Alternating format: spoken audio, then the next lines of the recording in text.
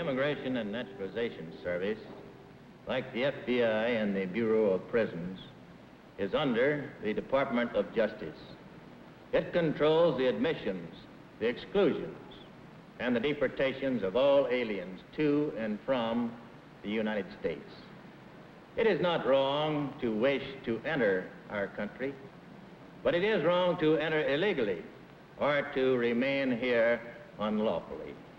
That is the spirit behind the Immigration Service. In guarding the lonely stretches of desolate mountain country adjacent to Canada and the desert leading into Mexico, 43 immigration officers have lost their lives. To them, we dedicate this picture as a tribute to the men and officers of the Immigration and Naturalization Service, headed by Commissioner Watson B. Miller. One story cannot possibly tell everything about our service, but our greatest single problem is illegal entry, including attempted and sometimes actual smuggling of aliens. I've been looking over briefs from the case of particular interest. From our files, it has been pieced together for you step by step. Case file number 191, the Blue Danube Affair. On August 24th, during routine mountain patrol near San Gorgonio Pass in California's San Bernardino Range, Officer William Lacey of the U.S. Forest Rangers came upon something that was definitely not routine.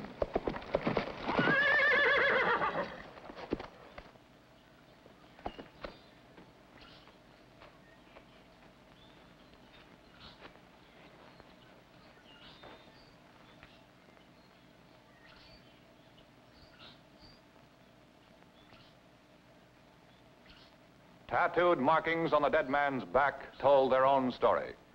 And the matter was referred, through proper channels, to Dan Collins, Chief of the District Investigation Section, Immigration and Naturalization Service, Los Angeles.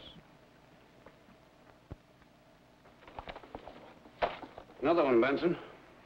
No doubt about it. Couldn't have happened any other way. Anything you want to add to the Washington report on it, Dan? Somebody out there is waiting for him. Let me have one of those pictures. Oh, I'll be at the Sun office. Going to run a little ad. The Chief of the District Investigation Section was operating on a simple hunch with a slim chance for success. But, nevertheless, a chance.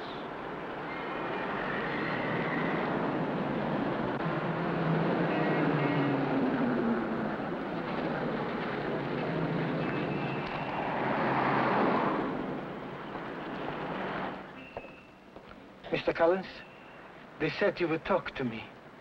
The man in the paper, he was my cousin. They said they were going to bring him to us from Poland. $2,000 I paid. Where did you pay the money? Who did you give it to? Hello? Hello? Tell me where. Blue Danube Cafe. Hello? Hello?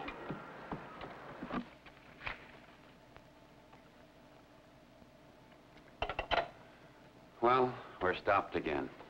Trace the call. I know what you'll find, but we'll need his identity. Then get me all you can on the Blue Danube Cafe. We're going to Washington on this one. Right.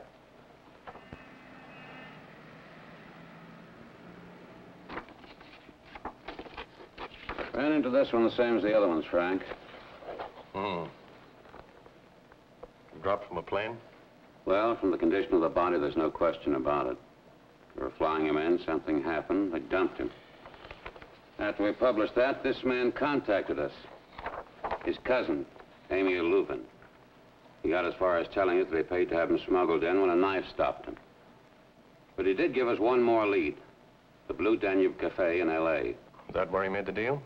Well, that's what we'd like to find out. Well, who runs the place?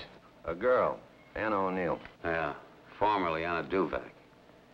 Now, I think this girl might tell us things if she didn't know we were asking questions. According to the record, Anna married an American flyer in Europe, Lieutenant Wallace O'Neill. He brought her to this country as a war bride, and she stayed with his folks. A couple of months later, back in the South Pacific on active duty, he was killed. So she stayed on and in due time became a citizen. After that, she held various jobs. And wound up at the Blue Danube. That's right. Frank, I'd like to put a special man on this case. Anybody you want, Dan. What's his name? I haven't the slightest idea. Huh? But maybe the Army has. Maybe they'll find me someone who would have a natural reason for dropping in on Anna O'Neill. Say a man who was in her husband's squadron. Flew with him during the war. That shouldn't be too difficult. And the search wasn't difficult.